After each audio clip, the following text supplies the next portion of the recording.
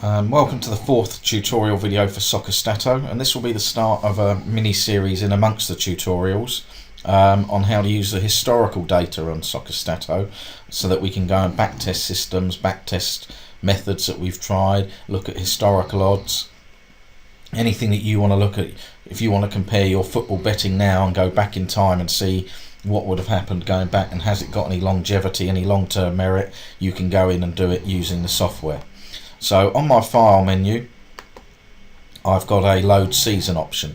So I click load season and that brings up a new tab with historical seasons, and you can see we've already got quite a few leagues there all loaded up with historical statistics.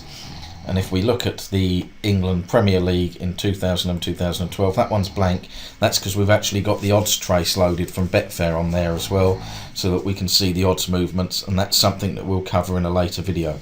If we were loading that season, we would hit full load. It would take a couple minutes longer because it would load all the odds data as well.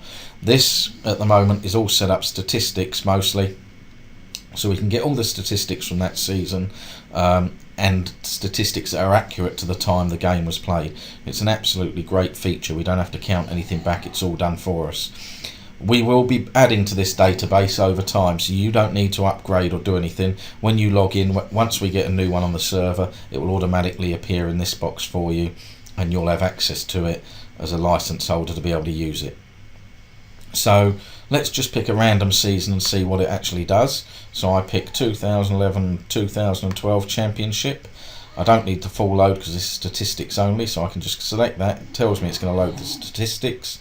I click OK, and off it goes to the server and gets everything that I need for that season, all the information, and it's going to display it in the Soccerstato interface as if the games were being played today, which is what we want, so I can have accurate statistics when I'm looking back at things. So there we see you've got the season for that 2011-2012 in the Championship, starting the 5th of August, Hull versus Blackpool. We've got 552 events, and we go all the way down, and they are ends with Hull again, coincidentally, on the 28th of April 2012. So we've got 552 games. Some are white, some are grey. There's nothing in that. That just tells you when the date changes, so that you can see that on the 7th of the 8th there was one game, 13th to the 8th it goes grey because it's a new day. So that's just to enable you to break the days up rather than it just being one all white list. You can see when the games were played. So what can I actually do with this info?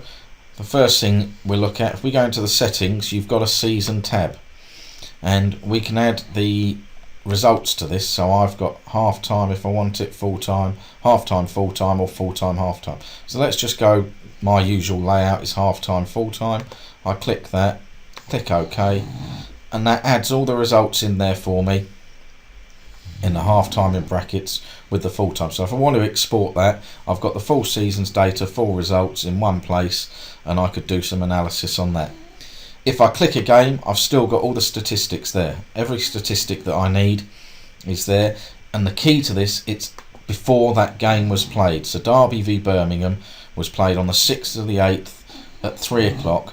The statistics here correspond to before that game kicked off. As you move through the league, the statistics update in time, in real time in effect, so that it was as if that game was being played today. You've not got statistics since that game, and you've got accurate statistics right up to the date that game was played. So if you've got a method that you wanted to filter using your quick filters or your Excel filters, you can rest assured it will be 100% accurate with the statistics to when that game kicked off. If we look at the filter menu, because this games have been played, we've got no missing statistics, so we've actually got a new tab in place of the missing statistics one. We've got a new option. We can press teams. This brings up now the home teams and the away teams, so it may be that you want to see how did a particular team get on at home in that league. So I select none, so I've got none of them. Let's have a look at Southampton. And so I'm going to look at Southampton games only, and I'm going to look and. So you've got an or and there. I need to select the and function and all these away teams. So I click OK, and now all of a sudden I've only got Southampton's 23 home games. So if I wanted to do some analysis just on one team, I'll be able to do that, and again all the statistics are completely up to date. If I wanted to look at 3 or 4 teams, I would do exactly the same. So let's say I'd want Southampton, but I want some other teams who might have been at the top. Blackpool might have been up at the top. Cardiff might have been up at the top. Who else might have? Reading might have been up at the top. West Ham. So now I've got 5 home teams and the away teams. I click OK, and I've just got those 5 teams that I select. So we've got 115 games. So I'm looking now, how did the teams at the top get on against the rest? Maybe an area I want to look at. So I can do that. Then once I've got that list, I can quick filter that if I wish to. And if we go back to the earlier tutorials, if you remember, my quick filter was set up for over 2.5 combined goal minutes. I'm going to go combined goal minutes up over, I don't know, I think we had 115%, so let's put that up to, let's go over 100%, as we've got less games in this screen here, and run that, and look how many games that's removed now. So these would be games where the combined goal after minutes, after 70 minutes, was 100%, involving these teams for my filter. So anything in the analysis screen, once you filter teams down, you can apply your quick filters to, you can apply your Excel filters to, you can apply it to the whole season's fixtures if you wish to. So everything is there for you exactly the same. So I can then reset the coupon and get all my games back, and I've got the display. So you can use it exactly the same way with the filters that you want to.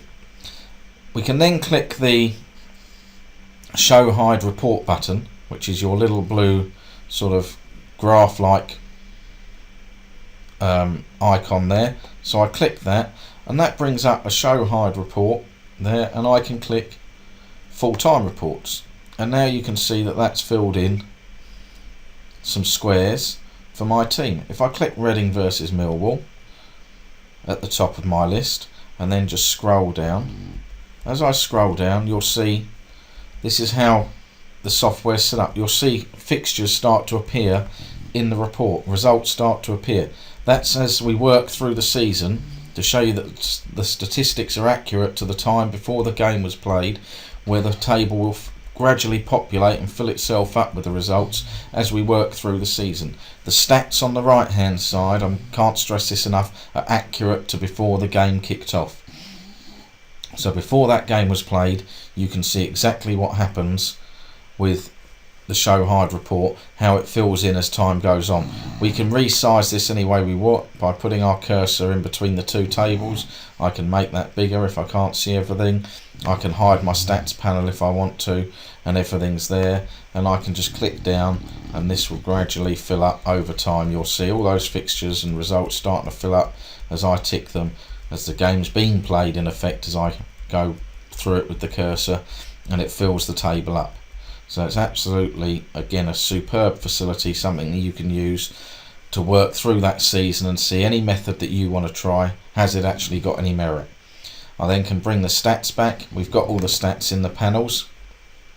Obviously with the report, we've got a cursor at the moment up here. We can change that view if we wish to. So I go into my settings and I go stats panel, and you can see I've got the show scroll buttons. If I click that and get rid, it now goes into a tower format. So when I'm using the report, if I want to look at something, I can got all my tabs in one place. I can scroll through, just makes it a little bit easier for me.